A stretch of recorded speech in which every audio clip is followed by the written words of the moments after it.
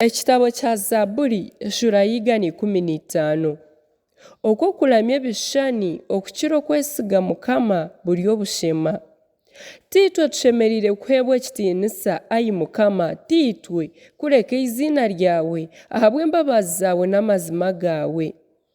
Ab'amahanga nibabuuriza ki bati, Ruhanga waabarahi? Konka Ruhanga wiitu ari omu iguru akora eki arikwenda kyona. Ebishushani ebi barikuramya n'efeeza n'ezaabu ebikozirwe emikono y'abantu. Bigira eminwa konka tibigamba, bigira amaisho tibireeba, bigira amatu tibihurira, bigira enyindo tibikaga, bigira engaro tibikwata, bigira ebigyere tibigyenda, kandi tibigambisa mimero yabyo. Ababikora babishusha, kandi n'omuntu weena orikubyesiga nikwaba.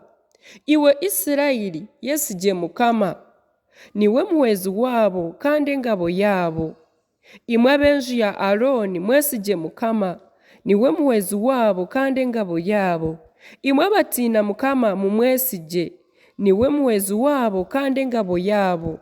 Mukama atwijukire ari atuha omugisha, ari aha enju ya Isirayiri omugisha, ari aha enju ya Aroni omugisha, ari aha omugisha boona abatiina Mukama, abato n'abakuru.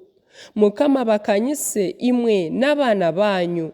Mukama wahangira iguru n'ensi abaha omugisha.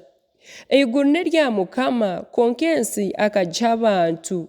Abafu tibahimbisa Mukama, n'obu baakuba abashuuma hatiine kateezo, konka itwe turyahimbisa Mukama okuya hati n'okwisya ebiro byona. Haleluya.